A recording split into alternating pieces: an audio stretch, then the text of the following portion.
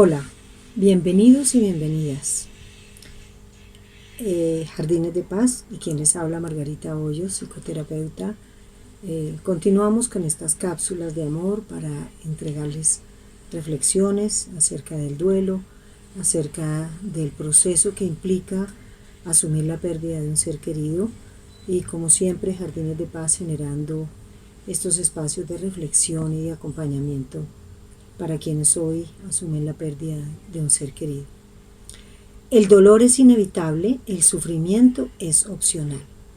Con esta frase de Buda nos vamos a referir en este momento a la diferencia entre el dolor y el sufrimiento.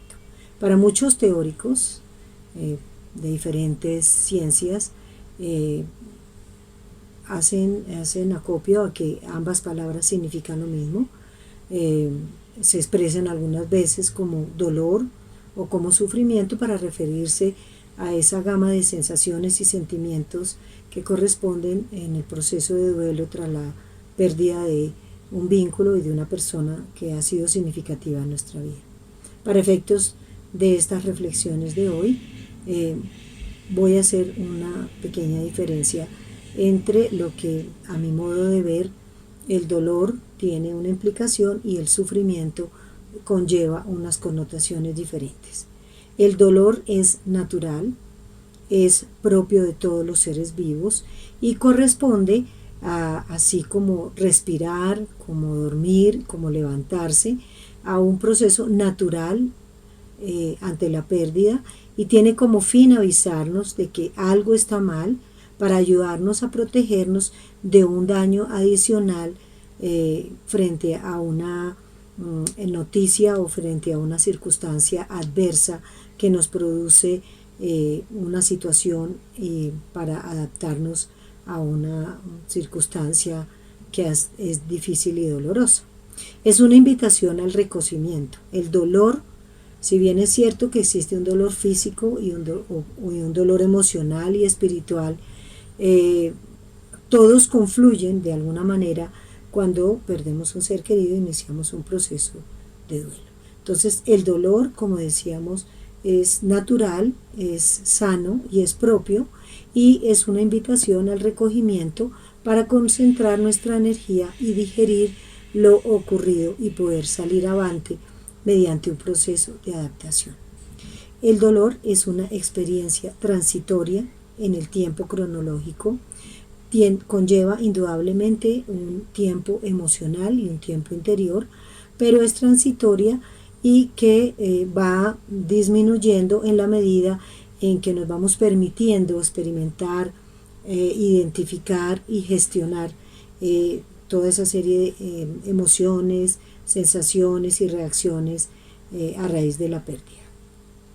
Si nosotros abrazamos cada emoción y cada sentimiento que va fluyendo, se irá diluyendo el dolor.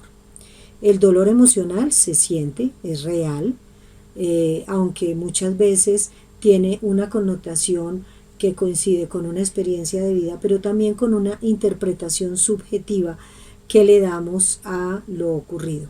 Entonces, a esa lectura que le damos a lo ocurrido, que va muy de la mano con los debería, con lo que pudiera haber hecho, con la interpretación cognitiva, intelectual y racional, es la que hace que del dolor se pase al sufrimiento.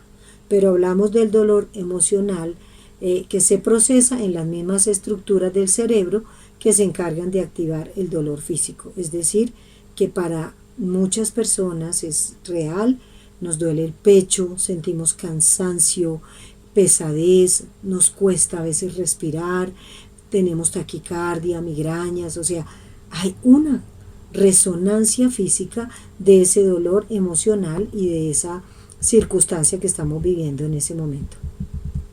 El sufrimiento, en cambio, es una respuesta cognitiva emocional que tenemos ante el dolor o ante una situación dolorosa. El sufrimiento se instala cuando nos negamos el dolor, cuando nos resistimos o ponemos resistencia, cuando evadimos o enquistamos ese dolor y lo perpetuamos sin darnos cuenta. Entonces el sufrimiento, por lo tanto, es ese padecimiento que experimentamos cuando nos negamos a vivir una pérdida y cuando nos negamos a asumir las emociones y sentimientos propios del duelo. Se trata de una sensación, a veces consciente o inconsciente, que aparece reflejada en padecimientos, en agotamiento o infelicidad. Es cuando decimos que la persona se decreta la muerte emocional porque decide enquistarse en un dolor prolongado que va al sufrimiento para negarse la posibilidad de continuar la vida y de asumir la vida de manera eficaz. Es una sensación, el sufrimiento, que va ligada a lo físico, aunque en el caso del ser humano puede estar asociado más a un dolor psicológico. Y su origen está básicamente generada en la reacción del individuo ante los hechos y no tanto en la realidad en sí. Es decir, que requiere una interpretación subjetiva y que está atada a los paradigmas, a las creencias, a los mandatos y a toda esa serie de imaginarios que tenemos con respecto a lo que representa la muerte de un ser querido.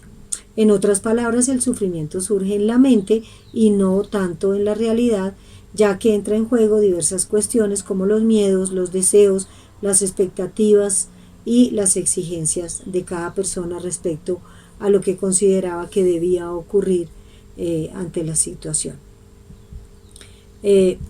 Las causas del sufrimiento están basadas en el temor, la frustración, la sumisión, el no querer o el no poder hacer ciertas cosas diferentes a las que ocurrieron y que hace que la persona de alguna manera haga una lectura que lo bloquea y que lo detiene en el proceso sano de asimilación y adaptación de los hechos ocurridos. Entonces, el dolor es natural, es propio, es sano. El sufrimiento es la connotación racional del neocortes que hace una interpretación y que nos ancla en lo que hubiera podido haberse dado y no se dio.